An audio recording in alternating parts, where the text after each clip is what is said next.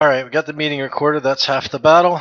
All right, so I'm going to try and share my screen here with you. If I drop out, just bear with me, and I'll be right back.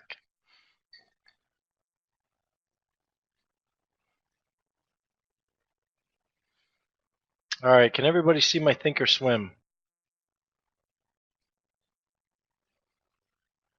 Should be looking at a chart of McDonald's right now. Okay, just want to make sure everybody can see it. All right, so as we talked about last time, I want to go through the full application for IB, just because there's some challenges to it, and we'll see if we can get through it and help you guys out. I also had a question asked this week about setting up the Thinkorswim account and kind of setting up how to use it, so we'll talk a little bit about that. And then if we still have time after that, we'll maybe talk about covered calls. And then there's another webinar tomorrow night, same time, and we'll just continue on with whatever we got there. As always, if you guys have any questions at all, feel free to type them in, and I'll do my best to answer them for you. So, all right. All right. So basically, I've already kind of put a little thing together to open the IB account here, so I'm going to kind of just continue that on, and we'll see if we can get through it. Sometimes it asks for some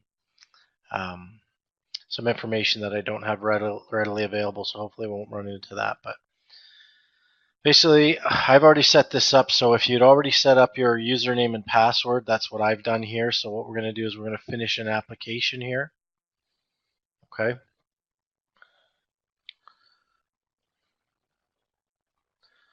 So I believe I called this IB test 6.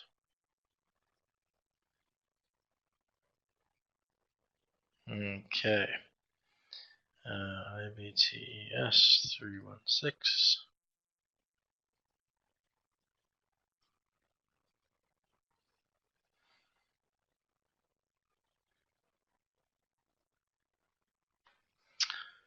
All right, so when you guys are setting up an IB account, and again, it's entirely your choice if you want to or not. I just want to show you this to you guys because I find that as I've said to you before, it's a pretty great commission rate. It's not the best platform in the world, but it's not a bad platform. The reality is when you start trading more, I know when you're new you won't trade much at all, but when you get more active in your trading, commissions do matter. Okay. So I'm just going to put in, information, as you guys normally would. We'll get to the most important stuff shortly here. So when looking at individual accounts here, now if you put individual account, you're gonna run. It's gonna default you to a margin account. Okay, so I can't remember if I talked to you guys last time about margin, but margin is essentially where you put up some money and then your broker puts up some money. Allows you to borrow a little bit. It's usually 2 to 1 during the day, and sorry, I apologize. It's sometimes 4 to 1 during the day and 2 to 1 overnight. Okay, and so you have to be careful when you start trading in a margin account. If you don't really, have a good grasp of what's going on with it, you're going to notice that you have a lot of buying power, and then at night that buying power gets cut in half. So if you're carrying trades overnight, then you have to make sure that you're well within your bounds. Okay. Now, retirement accounts like TSFAs, RSPs, LIRAs, locked-in retirement accounts, anything like that, they're going to be what they call, excuse me, cash accounts. Okay, and cash accounts you get no margin in. Okay, we did talk about that last time. If you go to the retirement account here, obviously you can see that there's a tax-free savings account. There's a retirement account, which is the RSP, or it could be a spousal RSP. Okay, so you just basically have to choose this, in whatever one you're doing. Now, with the individual, with the margin account, basically your trading is wide open there. You're going to find that and I talked about this last time as well, when you start using tax-free savings account, which I know a few of you have, you're going to be restricted to covered calls, long calls, long puts, and then buying stock. Essentially, those are about the only things you can do in there. When you start doing an individual account, a margin account, you can start doing spread trades. You can do iron condors. You can do, all sorts of different strategies. You can do straddle strangles, a lot of stuff that you guys aren't quite ready for yet. But the reality is there is something, um, there is there is an advantage to having a margin account, even if you're new. And the reason being is your return on investment, your ROI. And I'm not sure if you guys remember this from the class, but your ROI, when you're only putting up a fraction of the money and the rest of the money is coming from your broker, then all of a sudden your ROI jumps up in a big way. Okay, so if you're doing a trade in a cash account, let's say you're doing a covered call in a cash account, you know, you might be making 2% on that if you're doing it in a cash account. Well, if you've got 2-to-1 margin, all of a sudden now you're making a 4% ROI, right? Because you're only putting up half and the broker's putting up half. Okay. Now with a margin account, there is a very small, and when I say very small, it's really minute amount of interest that the broker will charge you if you're using your margin. It's so little that it's almost negligible. Most people won't even recognize that it's on there, but that's one of the ways brokers make money. Okay, so just full disclosure there. All right. So in this particular case, we'll go through this as if we were making an RSP account. Actually, I know you guys got tax-free savings account, so let's do that one. So we'll go through this as if we're making a tax-free savings account. You can denote it to US dollars or Canadian dollars, whichever you like. Now, the thing about Interactive Brokers, if you start with a base currency of Canadian dollars, but you want to trade US stocks, there's no problem with that. They will automatically do the conversion for you as you do your trading. It will be seamless. Now, the only thing is they will charge you, transaction fees, that kind of thing. Now, it's much better to do a transaction inside your IB than it is to, because basically what they do is they lend you the money. Uh, you know, they don't necessarily convert your money. You'll see if you get into this. If you're doing a U.S. stock trade, they won't convert your Canadian over. You have to do that yourself if you want to. They won't convert it over. Um, it'll sit there when you look at your account balance. It'll say Canadian cash, but what they'll do is they'll do the conversion and then charge you a little bit of interest on that as well. So, like I said, just full disclosure here. These are the kind of things that you'll want to know down the road. Okay, so we'll just do a basic one here. We'll say we're going to do a Canadian dollar. Okay. How'd you hear about this? You know what? You can say seminar or whatever you want there. Okay.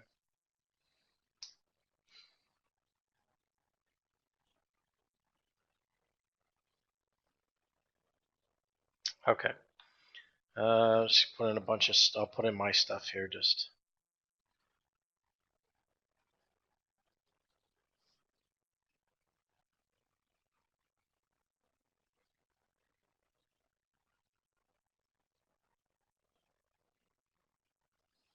So you get through this stuff. Date of birth.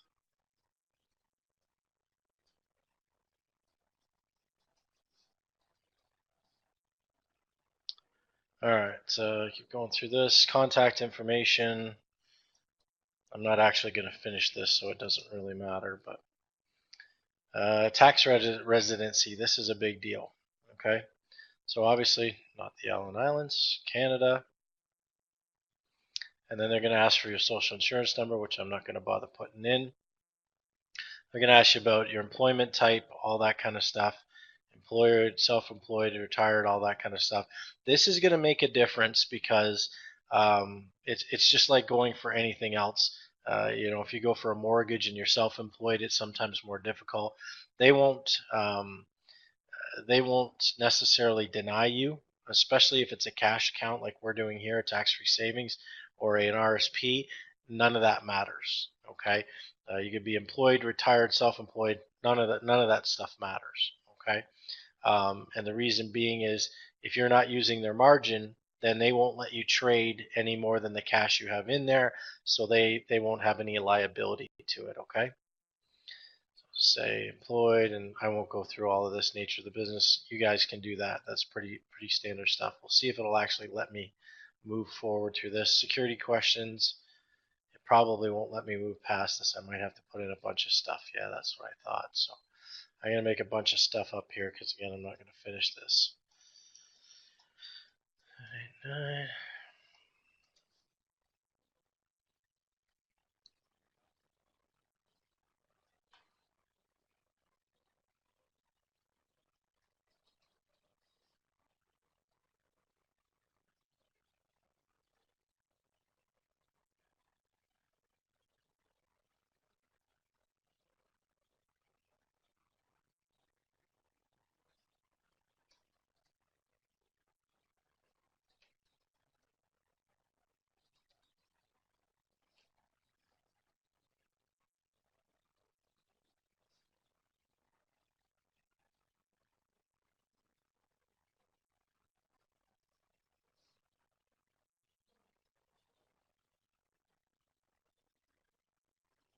Security questions. This is kind of getting crazy, but again, like I said, I won't be going through with this, so it's not a big deal. We'll say ABBA just for giggles here. Maybe your first boss, Joe.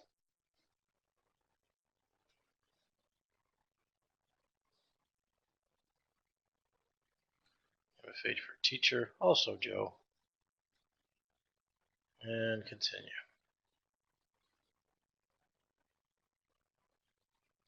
Invalid. Awesome.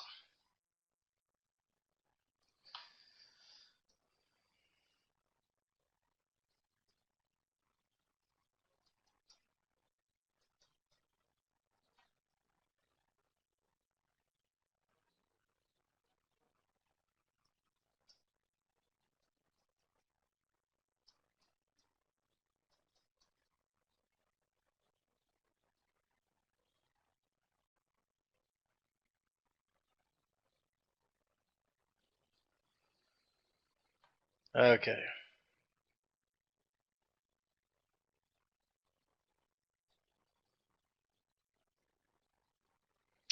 All right. So if you're doing a tax-free savings account or an RSP, you're going to want to add a beneficiary to it. Okay. You can add a successor, but you have to talk to your tax people about that. Adding a successor to a tax-free savings account changes the nature of it. So you'll have to consult your tax accountant about that. I can't give you advice on that. I would recommend adding a beneficiary to a tax-free savings account. Should anything happen, it will pass to your heirs without getting taxed. Okay. So when you do this, you just add an individual, or you can add an entity if it's a corporation, whatever. But just add it in there, and then you'll have to put in their information. I'm going to skip over that. Oh, of course, it won't let me, right? So this is kind of a pain sometimes, but let's just add one quick.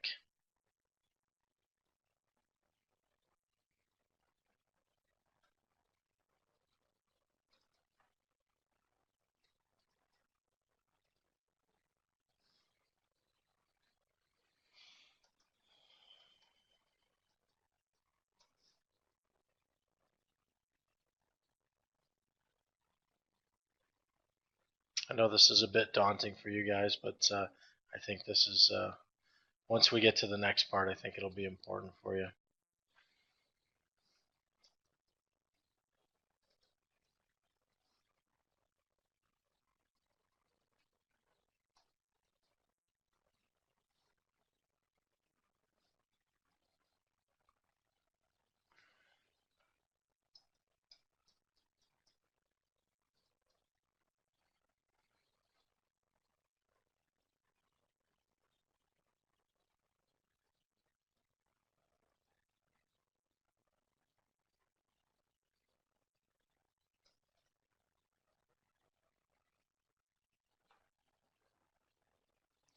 Invalid.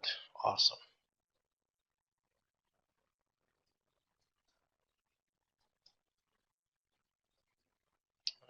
So a question coming in.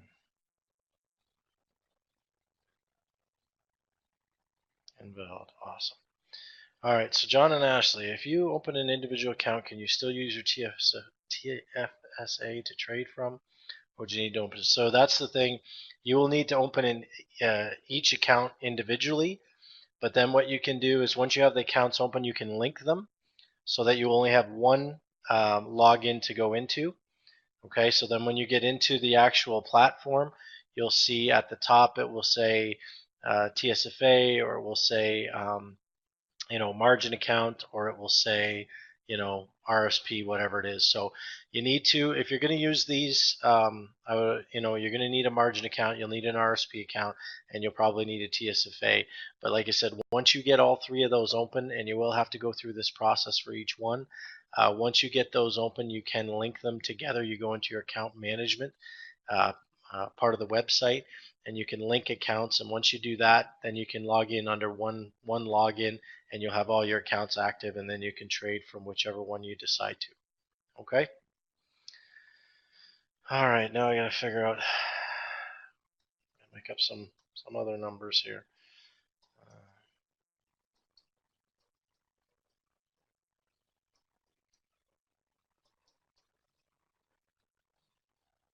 Let's see if this worked.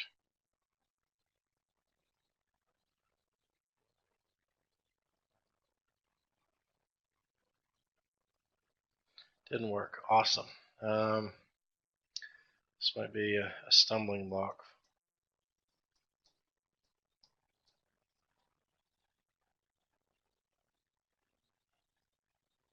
Yeah. I didn't figure this would trip me up, but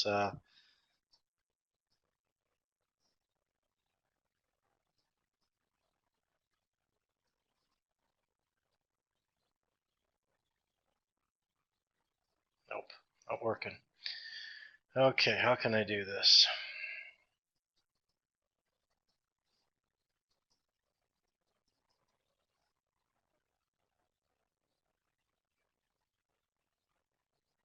Okay, that one worked. Okay, so now we've got a beneficiary in there. You'll just have to do that same thing for your beneficiary. If you have two beneficiaries, obviously you can split it 50-50 instead of 100, whatever you choose to do. Okay, so they're going to ask you some questions here. Basically, they're going to ask you if you're a broker dealer or part of the financial industry. Basically, for most of you, I would guess that's no.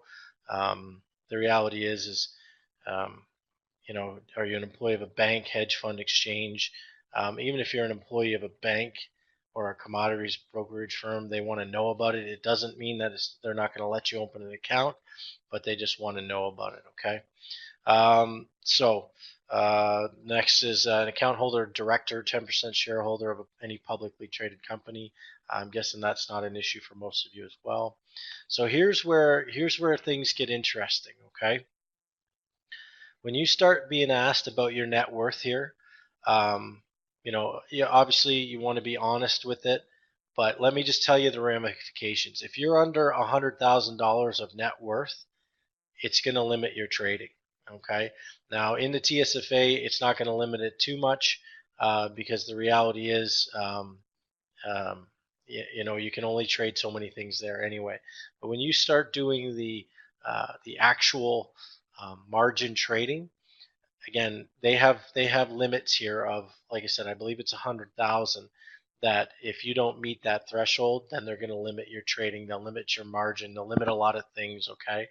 And the reality is later on, if you want to get this changed, let's say your circumstances change, whatever, it can be a bit of a pain in the butt to get through this stuff. Net worth, obviously, it is what it is, but you're going to see that when we get to these investment experience, that things will be a bit different. So again, just put in whatever your numbers are. It is what it is. Okay. Annual net income, whatever it is. Okay. Now this is where it becomes interesting. So a lot of these things, if you go preservation of capital and income, if you just click those two, it only gives you certain things that you can do. Okay. So really what you want to be able to do is you want to make sure that you're able to trade what you want to trade when you want to trade it. Okay. So the reality is as you get further along, like you may be starting out just to preserve the wealth you have, and you may just want to get a little income. But eventually, when you trade further, you're going to want to get growth, and you may want to do speculation. You may be going for trading profits, hedging, whatever the case may be. But just know that when you put these two in together, that it's going to limit what you can trade. Okay. So when I open these things up, obviously, all of this stuff is important to me. But I speculate. I'm looking for growth. I do hedging, and I'm doing trading profits. Okay. So just kind of a heads up there. It selects the investments you want to do, stocks. Now here's where it becomes interesting. If you don't have at least 2 or 3 years of experience with stocks, in a cash account it won't make too much of a difference usually, but in a margin account it might. Okay. So again, as I was saying to you guys in the last webinar, the reality is you're going to get education that's going to put you ahead of the curve for 90% of the people out there. And this, you got to remember that this application is made for everybody. Okay. So at the end of the day, the less experience you have, the less they're going to let you do. And when you have to go back and you have to ask them, like let's say they only give you trading level authority 1, and you can only trade stocks and maybe some long calls or something. Well, the reality is one of the best things that you're going to learn, in my opinion, is the covered call. Well, if you don't have enough experience, they probably won't let you sell a call. Okay, so you have to make sure that you get the right level. So I'm not telling you what to put in here. I'm just telling you kind of what goes on here. If you don't have 2 or 3 years experience in all of these things, then they're going to limit your trading. Okay. So I'm just to say I have at least 3 years experience. 25 trades allows you to do certain things, and this is where it becomes interesting. If you put that you have limited knowledge in any of one of these things, they are definitely going to limit your trading. Now, right now, you might have limited knowledge, but I'd be willing to bet dollars to donuts after you're done your master trader, which is when you should actually start trading after that. Then your knowledge will be at least good. And if you go further, if you get a mentorship or you get options 1 or 2, then all of a sudden I would say from my experience that you would be good to extensive. Okay, but again, if you put limited, that's going to limit to what they'll give you. Okay, that's just going to limit your trading ability. Okay, so again, I'm not telling you to be dishonest here. I'm not telling you to do anything. I'm just giving you the straight goods of what goes on here. But the reality is once you're done your courses, if you take that master trader and you really understand it, I guarantee that if you went into a room of 100 people, you would know probably more than 90 people, more than 90% of the people in that room. Okay, it's just the numbers that I've seen in my experience. Okay. So in this case, I would go good. You can put bonds even if you haven't traded bonds, but you may want to trade in the future. All of this stuff applies. Okay, all of it's pretty much the same. What they're trying to do here is they're trying to cover their own, their own backside, if you will. They don't want somebody coming in here and starting to trade, huge option contracts and blowing out their account and then turning around and suing Interactive Brokers. So they have to ask you these questions and you have to answer them, to the best of your ability. And you want to be truthful. Well, even if you're not doing 26 to 50 trades a year, by the time you get through Master Trader, because you will be practicing these, you will have done this many trades, no question about it. Okay, so just keep that in mind. Options, again, you probably want to do this at some point. Again, you have to kind of answer this on your own. I'm not giving anybody advice here. I'm just, like I said, telling you kind of what's happening, right? And again, I would say if you take these courses, your knowledge level will definitely be good, if not better. Okay. Does everybody get that? I just want to make sure that everybody's clear on that. Okay. I'm not giving you advice on what to do, but what I'm telling you is I've already gone through this experience, and I know that they have certain criteria that they have to meet. And I also know, because I've already taken all the training that you guys are taking now, and I know what it'll do for you. I know the knowledge that you're going to gain from it is going to put you in a position that right now that you may not even be able to comprehend. But believe you me, that stuff that you're learning right now. I had a conversation with a banker this past weekend, and he couldn't even tell me what a put option was. And he works at a bank, right? He actually works in an investment part of a bank. So, like I said, by the time you guys are done this, you guys are definitely going to know what a put option is. You're definitely going to know what a call option is, right? You guys are going to know this stuff, and that's where it's going to put you well ahead of the curve. Okay.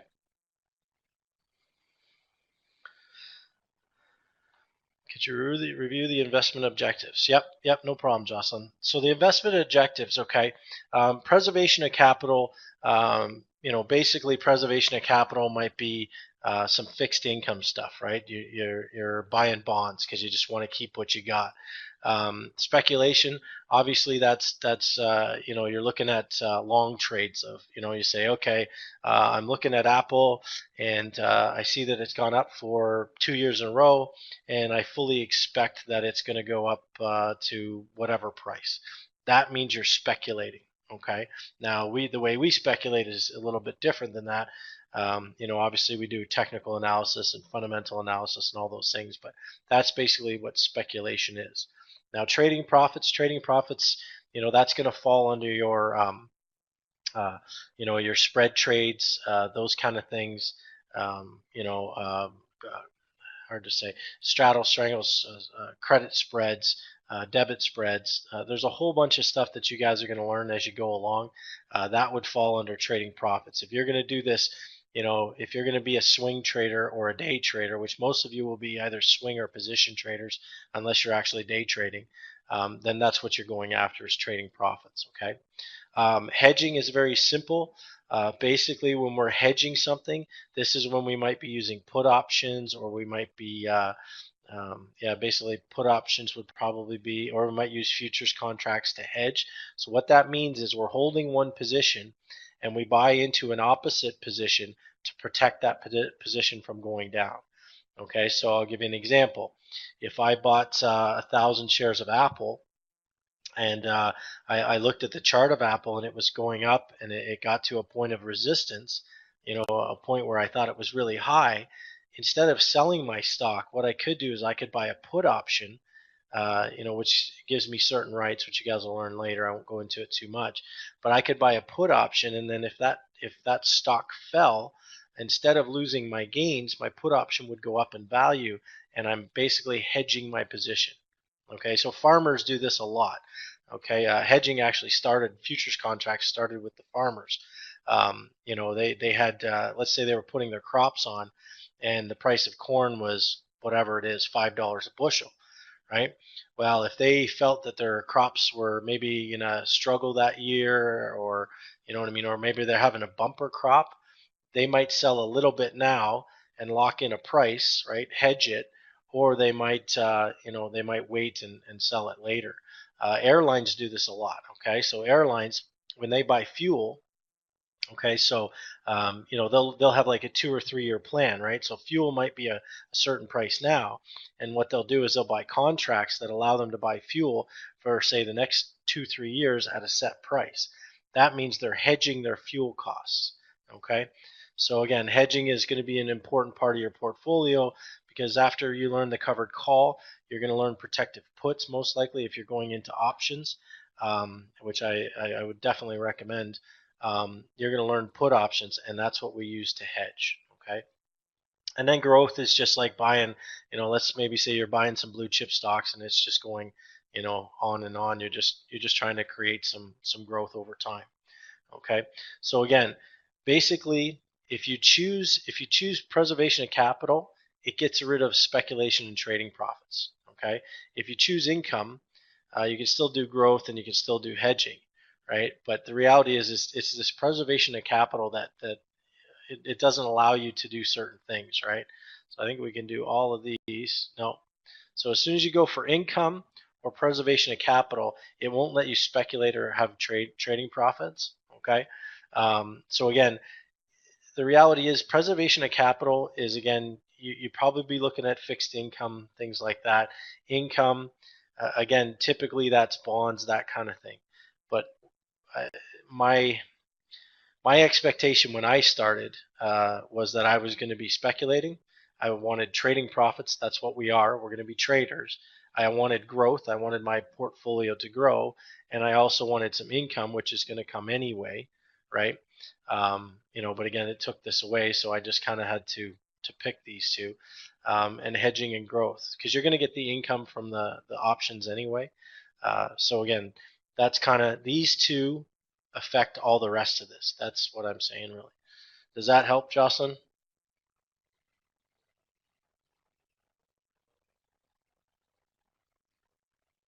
Got it. Awesome. Okay. So again, like I said, it doesn't really matter that much which ones you pick, except for, like I said, if you end up picking preservation of capital and income, then they may not let you do all the trades you want to do. Okay. So trading company countries, definitely. I just click all, right? Because I want to trade in Canada and the US. Okay. Now, when you do this for a margin and you click all, it's going to give you a lot more countries. But the reality is I don't ever want to be hamstrung. Okay. There's some great companies out of Europe that I like to look at. There's some out of there's Asian companies. There's all sorts of different things. So this one, when you look at trading companies, you just don't want to limit yourself. Okay, so you can just you can click all, and then you're covered. Okay, like I said, this happens to be a tax-free savings account, so it's only going to give us Canada and the US. All right. Okay, so this is going to ask you about tax residence questions. Basically, it's going to ask you if you have certain status in the US.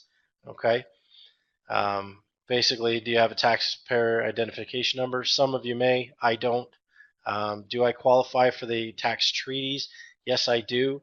If you're Canadian, basically the income tax treaty for RSPs and TSFAs basically says we don't have to pay the tax on. I can't remember.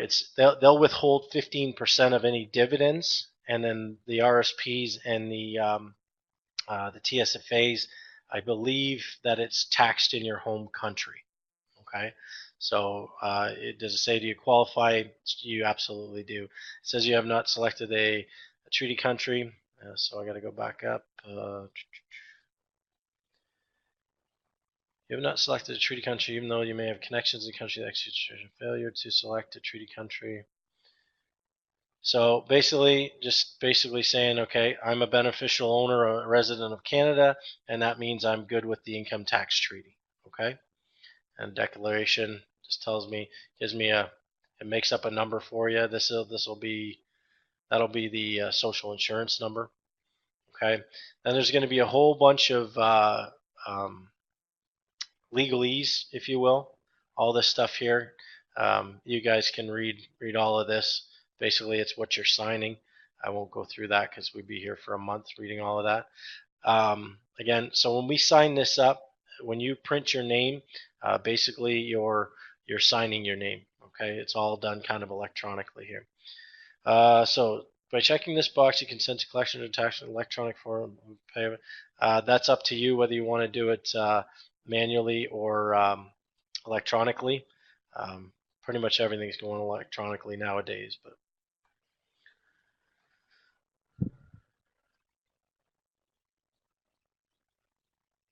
all right, so all these agreements, again, feel free to read all through these. Some of them, risk disclosure for Forex trading, all of this stuff is stuff you want to know.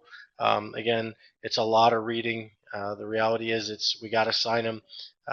This is kind of cover their backside for IB. They'll have one in here about order routing, right? So they have a mandate where they route your orders in the best way they can, but again, they can't be held liable if your fills aren't great, things like that. Okay. So you have to basically agree to all of those, and again, there's lots more legalese here that you guys can read through. All right, so now this is asking me, we're getting ready to fund it here, so I won't be doing any funding. I actually won't be going any further than this. But if you do a cash transfer, Obviously, it's going to ask you what currency it's in, and that means you're going to put money into it. You can do this through bill payment. You can do it through wire. You can do it through I'm not sure the other ones. Basically, those are about the main two. Now, what you can do is you can do what's called a position transfer. Okay, so if you already have a brokerage somewhere else, okay, let's say you've got it iTrade or whatever, and you do what's called a full ATON, ATON. Basically, what will happen with that is it will transfer all assets over, including cash and positions. Okay, so if you're already using another broker, but then you want to use IB as your exclusive broker, sorry about that. Wow, these things just keep popping up. So if you want to use them as your broker, you can say, you want to move it through whatever. You just choose whatever your broker is. Down to iTrade here, Scotia iTrade, right?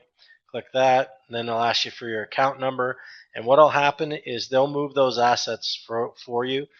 You're basically going to sign at the bottom saying take this from this other institution. You're going to have to put an account number in here, which I don't have. I won't be actually able to do this part for you guys, but just know that you have two ways of doing this. You can do a position transfer or you can do a cash transfer. If you do a position transfer, it takes any stocks, options, anything you may have, it sends it all over for you, and they basically take care of it. It takes a few weeks to get it moved. Sometimes it can take 4 weeks, 5 weeks. Sometimes it's quicker. Sometimes it's 2 weeks. It depends. Okay. Now this is kind of where I have to end this because I can't really go much further than this without putting in an account number that I don't have, and of course this would actually set in motion something that I don't want to happen. So basically at this point you get to funding, and then section 5 is they're going to ask you for documents. Okay, they're going to ask you for a bank statement when you sign up for this. It has to have your name on it. They have to prove who you are. So if you have a bank statement, you can just basically download it or upload it to them, or you can send it in by snail mail, whatever you want. You can actually even fax it in as well. And basically that's how you fill out this form. Okay, it's not really that hard. What it comes down to, the main important things are, your investment objectives, your experience. Those kind of things are going to decide what you can trade and what you can't trade. Okay, if you tell them that you have no experience at all, they're going to leave you at a level 1 trading, and you will not be able to trade covered calls, which is basically in a TSFA and an RSP and a Lira. That's probably the best move you have.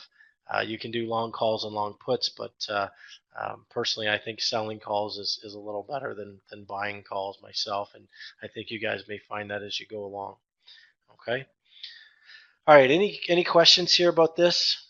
Was this valuable to you guys? Did you get anything out of this? I know it can be daunting. I've had students that I've gotten calls from. When they're trying to fill out their forms, they don't get this kind of bird's eye view, if you will. So anyway, I just wanted to show you guys that, and like I said, if you have any questions, if you happen to be filling out this or you have any questions, I'm going to put my email address up again at the end of tonight, and you can always send me questions. I'll be more than happy to answer them. So Jocelyn says in the tax section, I should enter my U.S. social insurance number. Yeah, so that's going to be a little different for you, Jocelyn, because you're dual citizen. But yeah, just if you have, it asks you basically if you have, a U.S. social insurance number, then yeah, you definitely want to put it in there. So, okay, so Celia asks, if I don't have a TFSA, do I need to open one? Well, Cecilia, that's up to you. But let me tell you a little bit about TFSAs. They're probably the only good thing that the government's done for us in probably the 46 years I've been alive, to be honest with you. With the tax-free savings account, we can trade in it, which is amazing, and you never pay any tax on that. And there's a limit as to what you can put into it, but there's no limit as of yet anyway. There's no limit to what you can make out of it. So it's one of the only ways, and I only know of a couple, even as a financial advisor. There's only a couple of ways to get tax-free retirement income, and that's through a TSFA and another thing through life insurance. But um, I can't give you recommendations. I would just say that looking into the TSFA, uh, it's probably a good idea for most people. Again, you know, why pay tax if you don't have to? I guess that's kind of where I'm going with that. If you don't have to pay tax, why pay it? You know what I mean? We pay enough tax as is. Our highest tax bracket right now I think is up around 53%. So my question to you would be why pay tax if you don't have to? Okay, because you can create the same kind of income in a TFSA as you can create in an RSP or a margin account, right? When you learn to do covered calls, you can do that in there in a TFSA, and then all the income you make off of that, you can take it out. And there are rules to taking it out. You'll have to Google that. It's actually not rules to taking out, but it's actually rules to putting it back in. So, like I said, I would recommend that you Google tax-free savings account. If you have specific questions about it, feel free to email me. But I would definitely say it's one of the best things that's happened to us in a very long time. Okay, so I'll let you decide if it's right for you or not. But if you've got an investment account open right now, if you've never put into a TSFA, I think you can put in up to $51,000. I think that's the number we're at now. So if you put $51,000 into that account and you started earning some income off of it, all of that income you earn off of it is tax free, and that's hard to beat. So, all right. See a few other folks typing here. So John says, can you open an account with $1,000? So what they say, John, is they say you need a minimum of 5,000 or 10,000. I can't remember what it is for Interactive Brokers here, but what you can do is you can call them up and you can say, I'd like to open an account right now with $1,000. I plan on putting more in later, kind of thing, but I'd like to get started now so that I can paper trade and do whatever. You can talk to them. I've talked to a few people, and essentially, they've opened it with less than 5,000, and they're usually pretty good. They don't want to turn you away, but they may have some rules. What I would suggest is if you're going to open it with 1,000, I think you can do that. Actually, I think you could start with 1,000. I've never heard. Let's put it this way: I've never heard of anybody getting turned down for 1,000. Now, the only issue with 1,000 is there's only so much you can do with it, but that's fine. The good news is once you open one, you also get a paper trading account with free with IB, which is good as well. Again, if you're opening it with a small amount and they give you any hassle, just give them a call and say, look, I'm opening it with this. I know your limits are this. I plan on adding more to it later. Whatever, you know what I mean? Okay. Hopefully that answers your question. But yeah, I believe you can open it with 1,000. I believe, but don't quote me on that again. They may call you and ask you, are you going to put more in? Well, of course, at some point you would always put it in, right? So, but yeah, I believe you can open with 1,000. They do have minimums on there, but again, I've never heard of a business like this ever turning down money. Okay. Now they may limit what you can trade with 1,000, right? They're definitely not going to let you trade. Yeah, they're definitely not going to let you trade futures with $1,000, or they may even limit your options. But I've never heard of them turning anybody down. Okay. So Johnny and Nancy asked, should Nancy and I create separate IB accounts or use one? We both want to max our TFSAs. Yeah, so the reality is with a TSFA, I would suggest because you both have one that you do it individually. I've never opened a joint TSFA account. I don't even know if you can, but I would definitely recommend that you open your own just because you both get to put, like I said, I think it's 51,000 in there each person. So that would be my recommendation to you is to is to both open an account. Okay. All right. Any last questions, and then we'll kind of move on. I'm going to go to Thinkorswim, and then tomorrow night we'll talk about we'll start talking about covered calls, because I know everybody wants to go into that, but I want to answer some things about Thinkorswim tonight, because I've had some questions about it. So if there's no more questions, I'll get right into Thinkorswim here. Okay. If you have questions, just type them in, and I'll answer them as they come. Okay, so the question I was asked is about how we set up our Thinkorswim, okay? So you guys can see my Thinkorswim right now. This is not how it looks when you first start, okay? There's a couple of things that obviously you'll see this screen come up. You'll have simulated trading if you have your paper account open. There's a couple of things that can help us set this up better than just the base, okay? So if we go to this little cog wheel here and we click on that, you're going to see all these things come up, all these chart settings, okay? So, you can read through all these. I won't go through each of these, but the reality is every one of these things in here will affect your charts, okay? Some of them don't mean anything, some of them mean something. So, if it says show symbol logo here, do you guys see this little McDonald's here? Can you guys see where I'm pointing right now?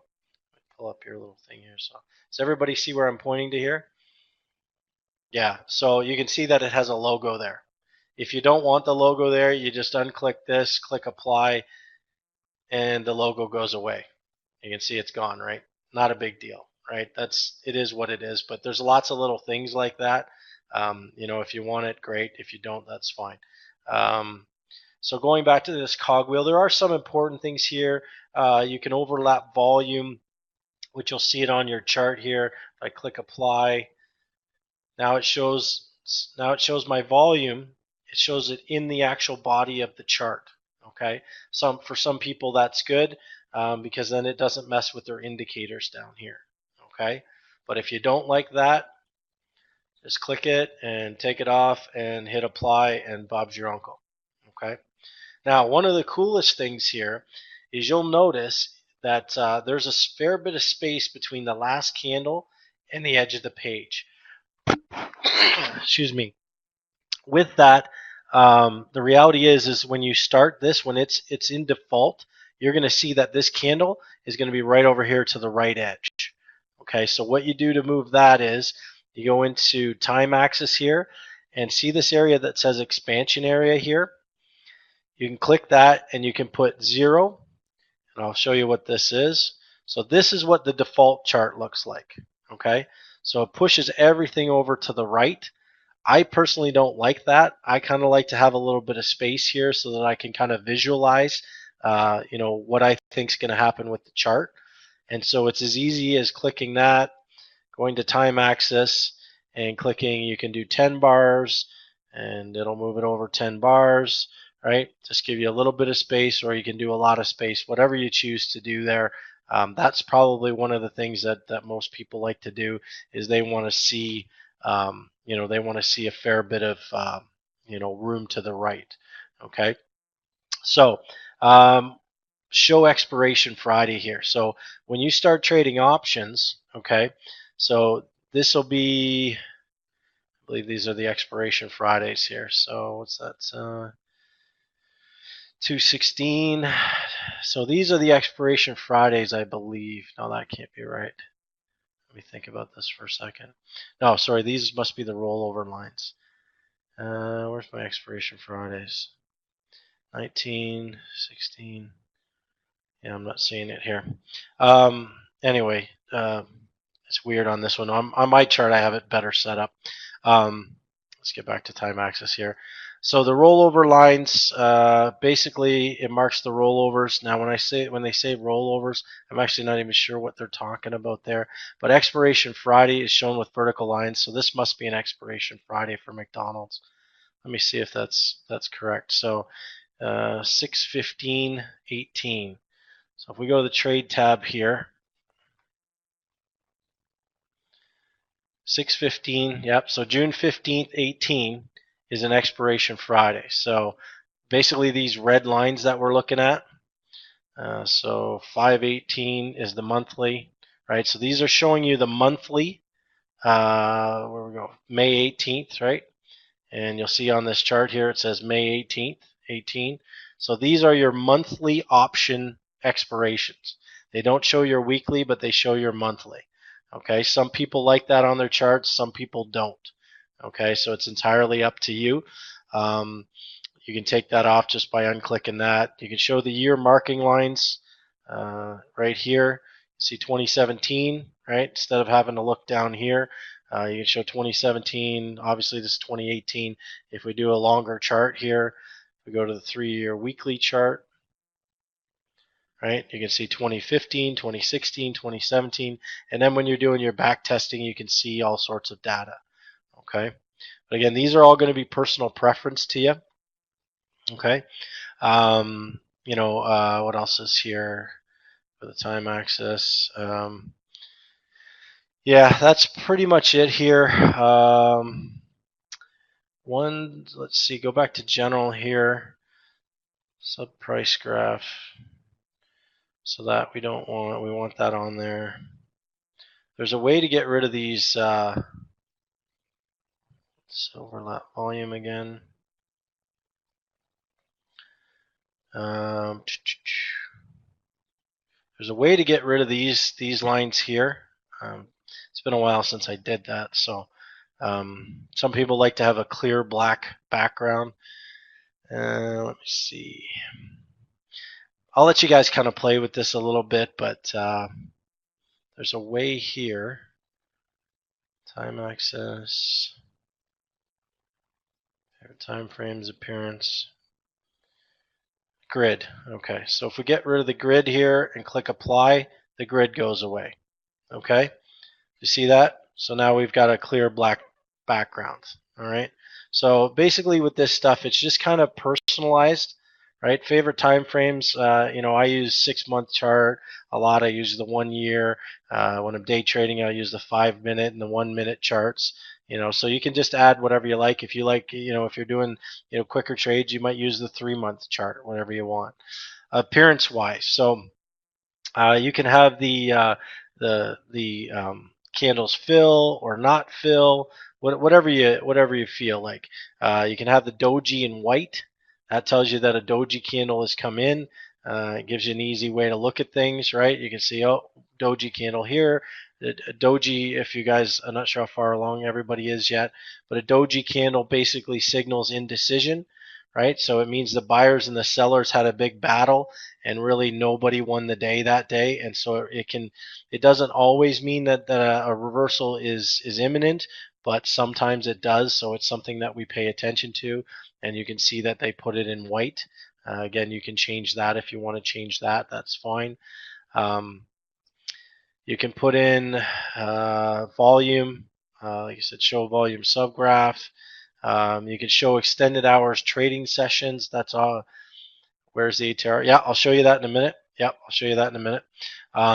You can show the last price. You can show the mark price. You can show pretty much everything there. Options, again, you can show the open interest. You can show the theoretical price. So all of this stuff you can change on the fly. You just kind of got to find what you like. Personally, I leave the colors alone because that's kind of what I've been using for 10 years now. Favorite time frames is pretty self-explanatory, and the only one that's really I find is good is this expansion area, the 50 bars to the right or the 10 bars to the right. I find that's good for trading, but again, it's up to you guys. Okay, and then just general settings. All right. So that's kind of that part of it. Now, John and Ashley asked where the ATR is. So this is where this little beaker. You guys remember science class? Kind of looks like a little beaker there. One of those. I don't even know beakers, what they call them, I guess. If you click on the beaker, this is how you get to change things on the charts. Okay. So you can see right now that I have 3 moving averages. So let's look at that. So you can see that I've got a green line, a yellow line, and a blue line. Okay, so you can see up here, the blue line is the 10-day moving average. That's why it's got a 10 there. The green is a 20-day moving average, and the yellow is a 50-day moving average. Okay, and you guys will learn as you go through Master Trader. You'll learn what the moving averages are all about. And if you guys are in my labs or on Tackle Trading, you guys will learn about those as well. Okay, they're quite useful. Okay, something I would recommend that you take some time to study. But again, I keep those on my charts all the time. I have what's called historical and implied volatility. Again, this is a measure. The reason I use volatility is I want to know if option pricing is normal or abnormal. And again, you guys will learn that as you go along, probably more in options one than master trader, but you will be introduced to volatility. Okay. But basically, if you want to add anything onto your chart, so the one that John and Ashley asked is where the ATR is. So if you look to the left here, you'll see ATR right there. If you highlight that and click Add Selected, and then click Apply, it will come down on your chart. Okay. So you guys, if you hopefully you can see this here. If I put my cursor on a candle here, if you look down in the left-hand corner here, right down here, see where it says A14 Wilders. Okay. Whatever candle you put on it is what it will tell you your ATR is for that day. Okay.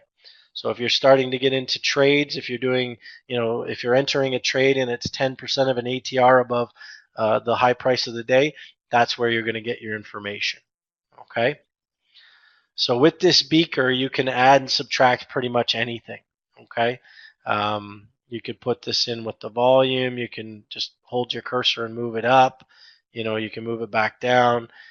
We could add Bollinger Bands, right? If you just start typing it in, you can add Bollinger Bands. Got two of them there. Click Apply, and then you're going to see a bunch more lines on my chart. Okay, so Bollinger Bands, you guys will learn what that is as well. If you go to Tackle Trading and you read my Rookie Corner blog, you can hear all about Bollinger Bands. But basically, these are called studies. And whatever studies, whatever indicators you become comfortable with, that's where you'll add them is in here. Okay, so there's moving averages, there's the MACD, there's the RSI, there's just literally you can see the list of them here. There's a bazillion indicators, stochastics, it's just basically unlimited. Okay. Again, I would recommend that you learn about a few of them and then find which ones you like and stick with those. Okay. Because you guys can see right now on my chart, when I had that Bollinger Bands on here, plus the moving averages, plus the volume, this got pretty jammed up, right? Like pretty hard to read, especially for someone who hasn't been doing this for a while, right? So you want to kind of keep things simple. That would be my best advice to you. Just find a couple of indicators that you like, and then just kind of use them, and get really familiar with them. Because the reality is what we're teaching you in Master Trader, and excuse me, from Tackle Trading as well, is we're trying to get you to understand that trading, when it's simple, is more effective. You don't need a whole bunch of indicators. Basically, if you can learn technical analysis, which is what you learn in Master Trader, and you can learn how to read price charts through candles, you're gonna be well on your way to being successful. The reality is when I mentor someone, when I teach someone, the first thing I do is I take all the indicators off, and then I teach them how to read the candles and read them very effectively. Once you can start doing that, then we'll add in some volume because it's important as well. But if you have price and volume, and you can read those effectively, just with those two things alone, you can trade well. If you're willing to learn it. So anyway, that's kind of where that goes. Basically, the only other setup that we do here for Thinkorswim, it's when you go into the monitor tab here. Okay, you'll see that I have, I'm going to minimize this. You'll see that I have some positions on here. Okay, and there's more to Thinkorswim, and we'll maybe do a little bit more of this tomorrow or something, but you can see that I have a bunch of positions on here, right? Okay, if I click this little cog wheel here, see how I've got all these, so I've got quantity, I've got days, I've got the mark, which is the middle price. It's how much the price has changed, percentage, profit, loss, open.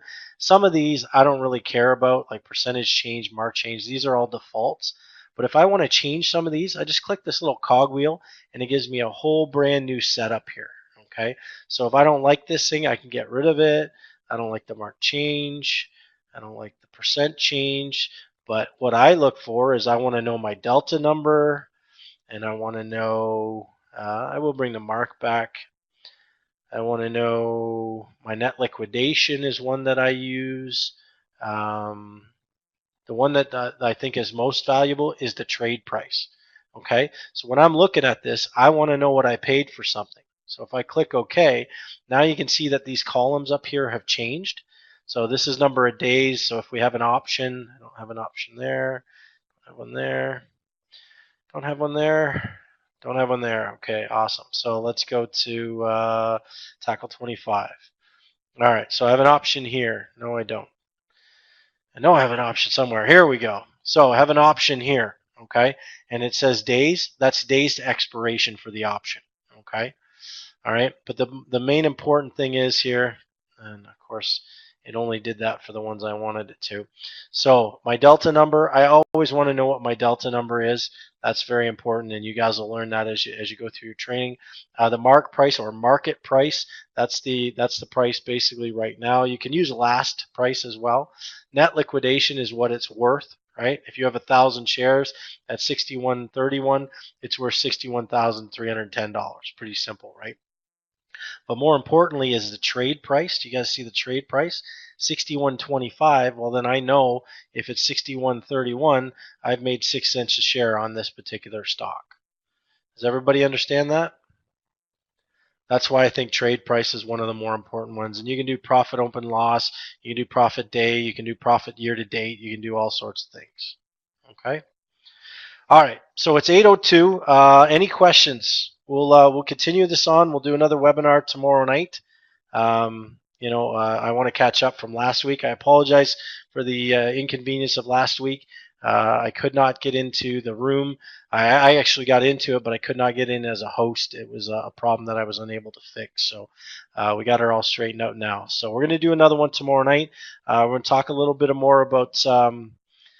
Okay, Jocelyn wants to talk about creating a watch list. Absolutely, we can do a watch. So tomorrow night we're going to talk about doing a watch list, do a little bit more on Thinkorswim, and then we're going to talk about the covered call as well. So hopefully y'all can come back, and we'll get into that. I'm going to put my email address back up here. Discussion notes. There it is. I'm going to make it bigger.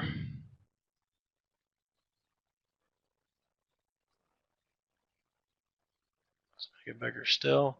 All right. So that's my email address there in the discussion notes. Give me, if you have questions, please just send them along to me. I want to make these webinars as valuable as possible for you guys. I want you guys to hit the ground running, and I think this is the best way to do it. So, all right, folks. Thanks so much for coming out, and we will talk to you tomorrow night at 7 o'clock. Have a great day.